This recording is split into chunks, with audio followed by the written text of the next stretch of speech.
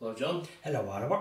Today we're going to talk about the fact that the government had no emergency plan whatsoever for the coronavirus. When I say emergency plan, people will say that, well, how are you supposed to predict whether a pandemic would happen or not? Well, the answer to that is you still have some kind of emergency plan. So in the case of a depression, a war, or whatever, you have some ABC plan that you have to put in place in case of any emergency. The government had absolutely zero plan, and that's obvious, and we're going to make that obvious now when we see all the things they didn't do. That's right, because in this world with the question of terrorism, which has occurred in other countries where people have been murdered indiscriminately, and with the free movement of all sorts of people and the business of all these asylum seekers that have descended on Europe from all parts of the globe. There's a lot of situations that have cause for concern, so it behoves any government to have a plan, an emergency plan. In Britain they call it COBRA, which is a name I don't like. It has some connection with a snake, I think, but anyway, and a straightforward emergency plan for unforeseen developments would have been very prudent thing to do, and any responsible person should do it. We try to do it in our homes by making sure they're secure and preventing any unwelcome guest arriving in, perhaps to relieve us of our possessions. That's it. So you had a debate recently on Facebook, I think it went on into the late hours, and you were trying to make your case basically that the government had no plan. And I had a look at your debate and it's quite good. One of the points you made, I'm going to go through all the points that you made. One of the points you made was that the government initially expected people that were going to lose their job because of we all had to isolate ourselves. So the government was going to give them, anybody on a couple of €100 a week, they'd give them €200 a week. But these people are paying 600 and 800 rent per month, so they couldn't live on that. No, especially in Dublin, and this is where the problem arises. This is where most of the jobs are. And of course, a tremendous amount of businesses closed. The people in the business that have the businesses, they probably are losing out. The workers might get something because oftentimes businesses don't have all this reserves so that they can kind of look after themselves. So there's a lot of hardship out there. It has to be understood.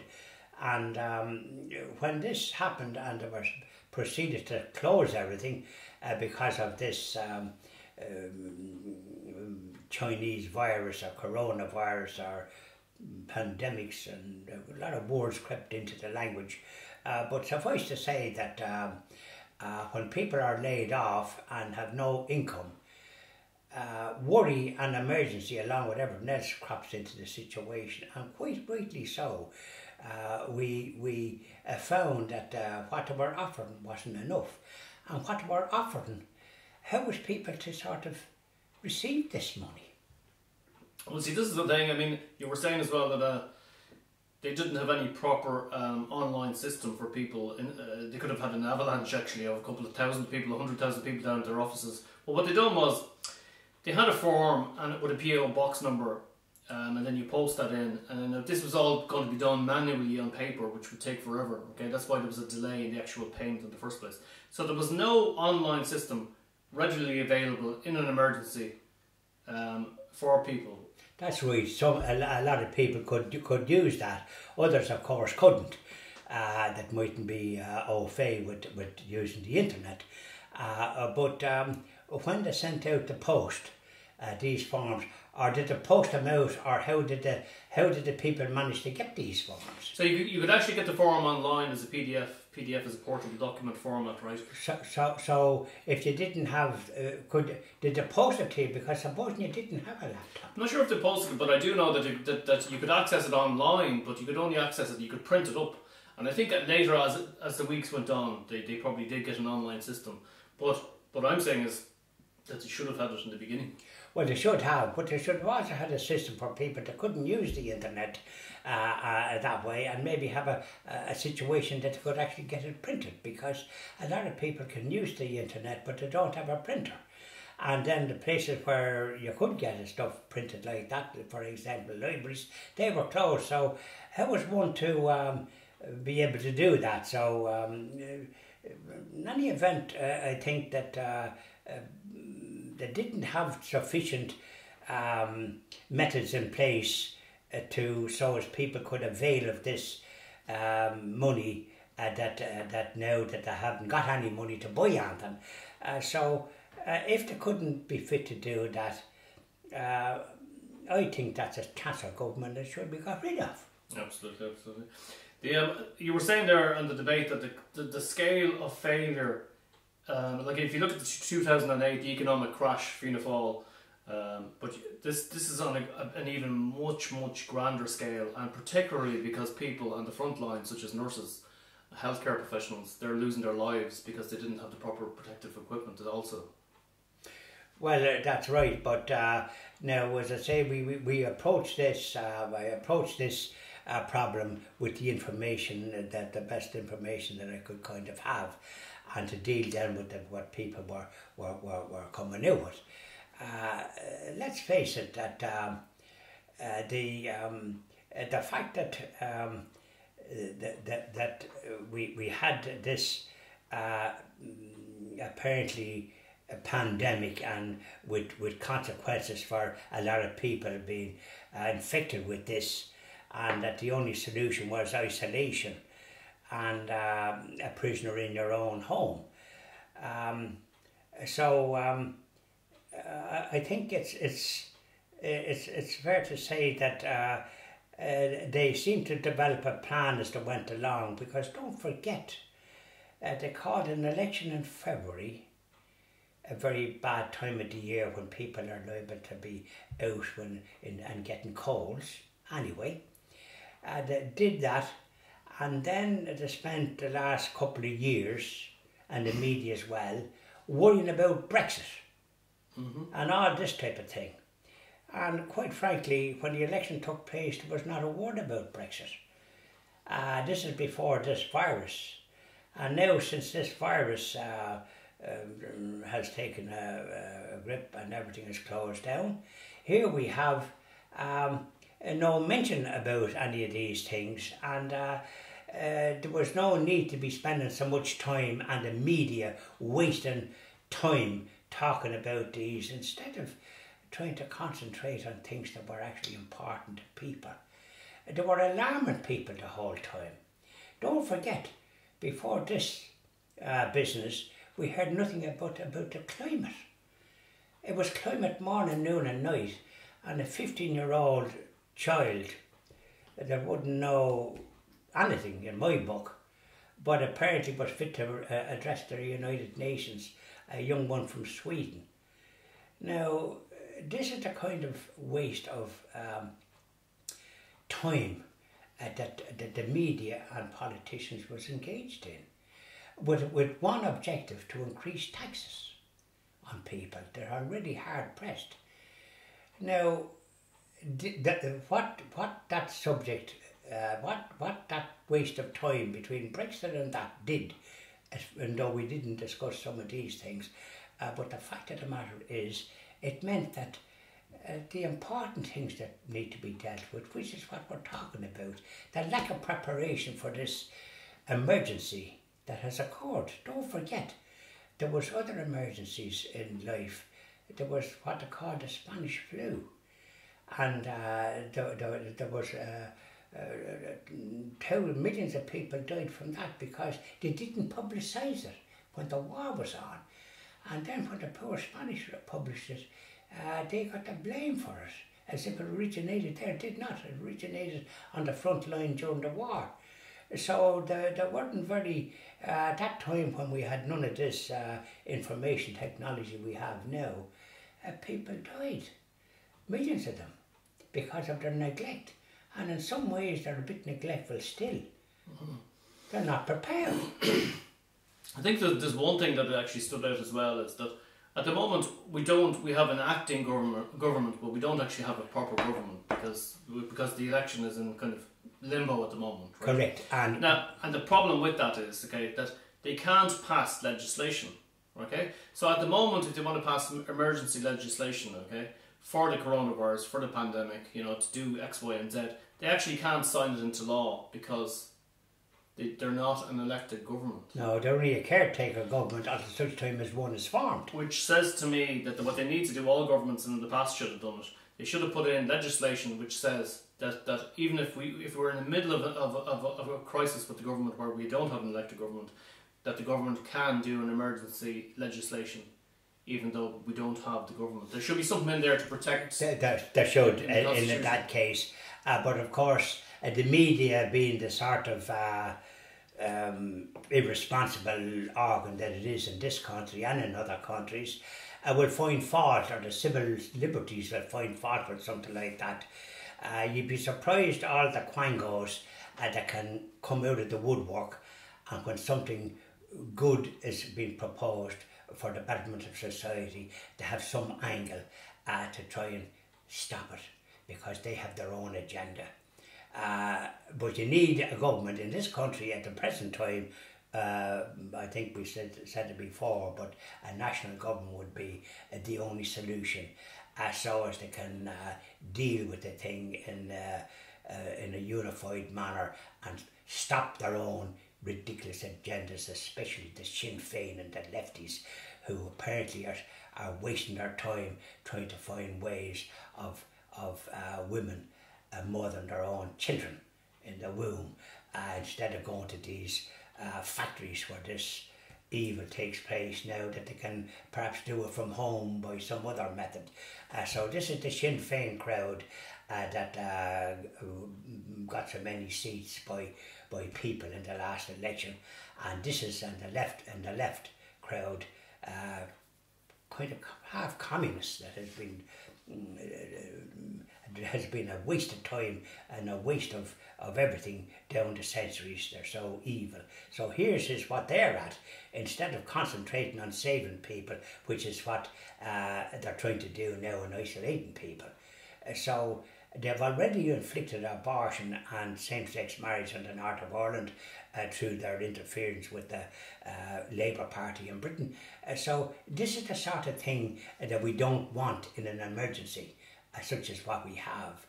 We want policies to protect people and deal with the thing in a realistic fashion. There was one woman there when you were having the debate online, and she says that Simon Harris, Minister for Health, he's not skilled at anything. He hasn't got a degree in anything, and he started off as a tea boy for Francis Fitzgerald. That's right, he rose through the ranks there and become useful. So he's not a qualified doctor, but Varricker, the present Taoiseach, was a Minister for Health, and apparently his tenure was a disaster as well. Mm-hmm. And though he managed to be blaming everybody else bar himself, and that's his tendency. In whatever occupation he has, he blames other people. Mm-hmm. And has a media that doesn't seem to examine his record in detail, because it's been a disaster wherever he has been. Much the same as the disaster that the Fianna Fáil leader, Micheál Martin, had when he was Minister for Health and Minister for this, that and the other. He started the HSE when we had local health authorities that could respond to situations, a big monolith that's now a law unto itself, and has cost a fortune, and actually presides over a hospital situation that's absolutely not fit for purpose, and provides over nurses that were world renowned and in demand, and suddenly made it nearly impossible for girls to be nurses unless they have a university education, which is about the last thing you need for a nurse. Absolutely. The one thing that's become a major problem for nurses is accommodation. Some of them are being turfed out of their accommodation because people are scared in the household that they share that they'll catch the coronavirus. And then, of course, they're trying to find accommodation, and once they say they're a nurse, they're told, "Oh, sorry, we can't take you in." So you were suggesting maybe they might open up the hotels.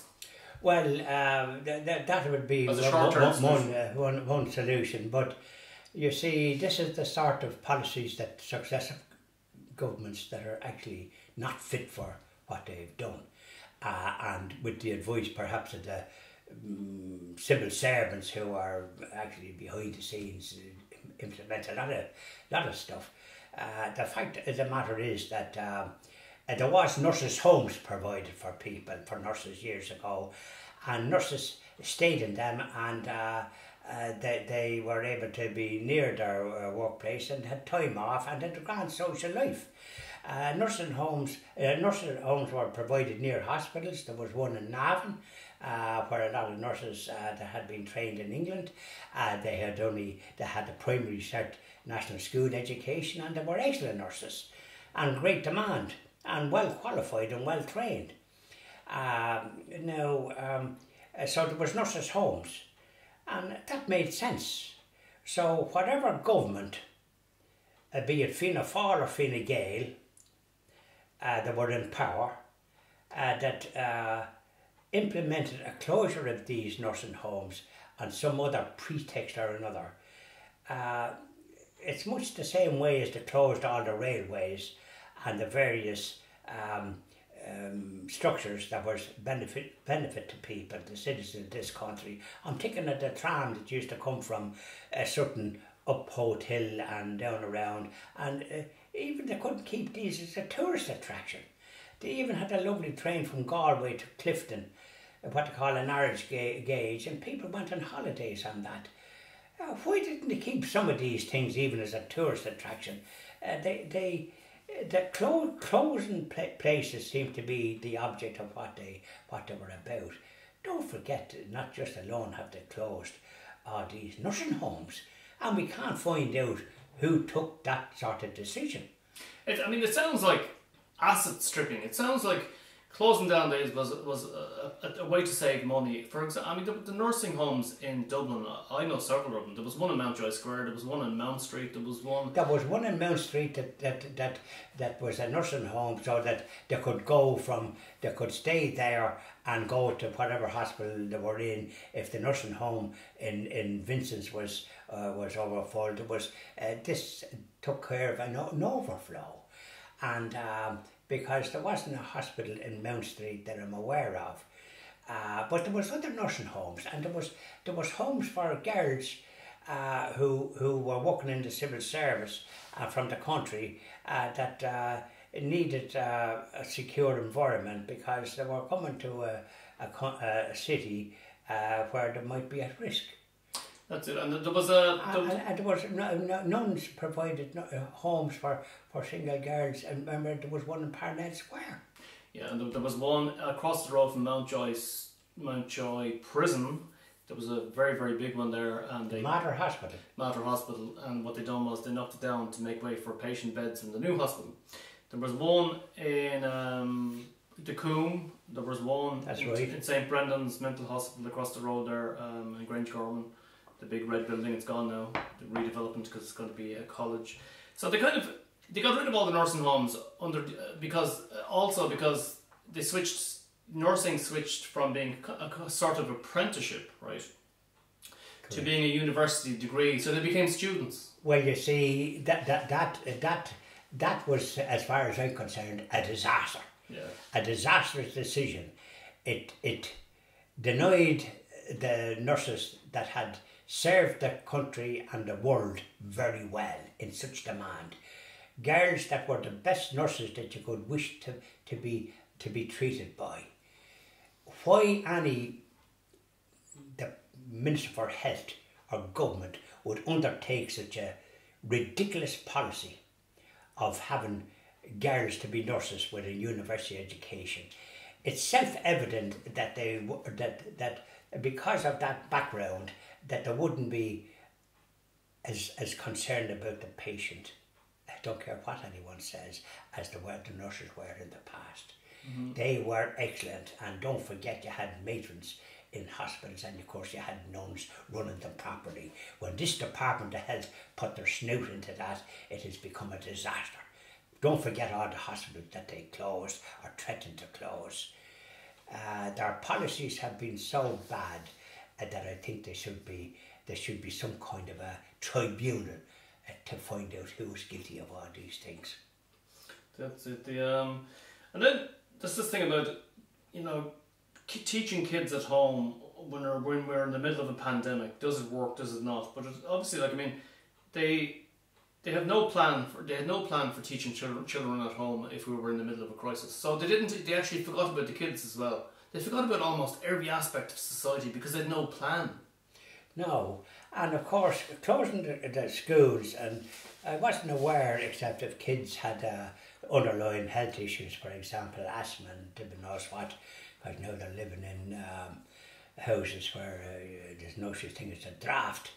The chimneys are gone. Chimneys are gone. Don't forget, when I was growing up, there was sash windows and there was rattling windows and there was fires in every room. Well, no fire, but a nice draft coming down the chimney. You put your head through the draft.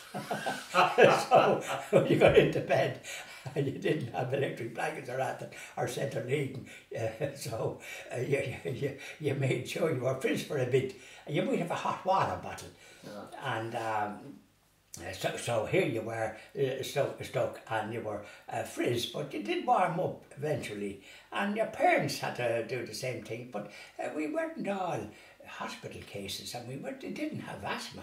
Mm-hmm. So I'm still on the go and reared with that sort of stuff, and these poor devils now are in glass cocoons. They're cocooned and they're suffering from all sorts, and now because with this pandemic they're trapped.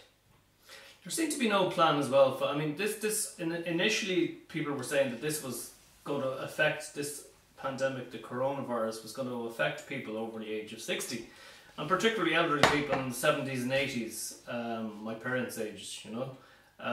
But it looks like, I mean, the government could have done simple things for the elderly. For example, if they planned ahead for an emergency, as again, which we said they haven't obviously done in the past, they've created no plan. But they could have come along if they had a plan, and they could have teamed up with all the major stores and said, listen, we have to give the elderly priority in a crisis because they have to get their deliveries of goods, of their food. So for Tesco's and all the different stores that deliver, they could have had an emergency plan for the elderly. Of course they could, but do you know what I'm going to tell you? That it'd nearly be impossible with the monopoly situation with the supermarkets. You would have had that very simply if there were still family stores. Family stores deliver to people. In my time, oftentimes we had stuff delivered by the messenger boy and his bicycle. Yeah. And sometimes by the storekeeper and a little van. You know, if there was a need for it. And of course, at Christmas we all got these extra presents, boxes of biscuits and maybe a bottle of sherry and various other odds and ends from maybe a Christmas pudding and all the rest of it. So this was the family stores. That would have been very easy to implement. But now with the like of the monopoly situation, it's not so easy because some of them don't have such a thing as that. The two German discount stores don't have a delivery service, or anything like it. Don't even have a van as far as I see on the road. There's other stores as well. SuperValu have a delivery service, but then that's owned by individuals trading under the SuperValu brand, and they're capable of being delivering, and they do deliver. I noticed that. Tesco do a certain amount, but that's a foreign supermarket group, and while they provide a lot of products, I think their day is done because of the impersonal nature of the dealing with those. You have to pay cash every time you put your snoot in their stores. There was a time with the family stores you could get a bit of credit if times were hard, which they are now. And they kept people in food when they had to wait, maybe if there were farmers to get rid of some animals so as they could pay the grocery store. So we're all now, it shows the lack of dependence that people have for to get stuff delivered. This is the thing, you know. I was talking to a young girl. She's from Croatia. And she said that she's 26 years old. She's here since March, and what she said was that she noticed that you were speaking there about family stores. She said to me that she notices that it's very, very difficult to get a good vegetable in Ireland. She says everything tastes like plastic. There's no proper taste of the carrots or the cabbage or anything, she says. And it's usually not fresh. And she also said that, and I also noticed, she says, when I go around Ireland, there's no little family stores, she says. All you see is the big multiples, and she says it's something that she doesn't like. Of course not. And Croatia, by the way, I visited last November, a country that's 85% Catholic, a marvellous country in my book. Suffered a war there from Yugoslavia there in the 90s, but seems to be no bitterness. And it's plenty of small stores, and so that you get the proper vegetables, which we got when we had our small stores, because farmers grew vegetables and all the rest of it. So we had fresh vegetables. Now they're all imported, most of them, and they're obviously done in a certain way because the supermarkets want everything to be uniform and the same size and this, that and the other. And of course what you lose with all that going to carry on is the nutrients. Yep. So there's no taste of them. And funny enough, I get frozen vegetables in a good bit, and I've often noticed the taste is not good. Yeah, she said to me that she notices as well that Irish people tend to buy all these kind of pre-made meals, she says, and that's very big here, and she didn't like that. She says Correct. It's very American, everything's full of salt. Well, it's full of salt, but there's not nourishment in it, because it has to be treated in such a way as it can last. Yeah. They're getting them. You've all these places in stores where you can have a meal prepared for you. Oh, that can't be good. I mean, people did their own meals, but now when they expected the women, instead of being at home rearing their families and doing a good job, they expected them to be out in the workplace. And women that were at home were often penalised. People that were married were penalised. They seemed to want to promote something other than marriage as it was. They weren't encouraging families, married couples, men and women. In other countries like Hungary and Poland, they've encouraged families and given them extra tax benefits, and with the result that they have a proper, they're able to replace work. There's enough families with children, more than just one or two children, and so that therefore, because in some countries now they've only 1.2 children or something like that, they can't replace what's needed in the workplace, and so hence to have all these foreigners coming into the country. That's not good. No. Now people were talking about as well. They were saying, like, that the government acted very, very, very slowly with regards to Cheltenham, banning flights from Italy. They should have banned the flights from there because it really taken off there. So the lockdown was about 2 weeks too late. Of course it was, because don't forget we had an election, and because it was so indecisive, no government has been formed as yet by the people that were elected. And from the sound of it, when this thing is over, there will be another election, because they can't come together, and the only way that temporarily that they could would be a national government, because the government that's there now running it, that was ousted. The Fine Gael government had inflicted such evil on the country with their referendums, their abortion and same-sex marriage, and getting rid of blasphemy, and probably down the road euthanasia and assisted suicide coming up if they had been voted in with sufficient numbers. We're afraid that the other parties are similarly inclined, because there was no debate in the Dáil during these divisive policies inflicted on society. So they're still in charge, and including Gemma Doherty, who was a minister in the previous government, who lost her seat in the general election, but she's still a minister because that was the role she had. So this is the sort of codology we have. So they're not fit. They weren't fit after this election that they called in February. Though they weren't fit to be able to take the decisions that was required. And even if even if a proper government had been elected, I think that they wouldn't be even fit to sort of as well, because there was no plan. There should have been a plan, a national plan there all the time. Absolutely. There we go. Thanks very much, Sean. You're welcome.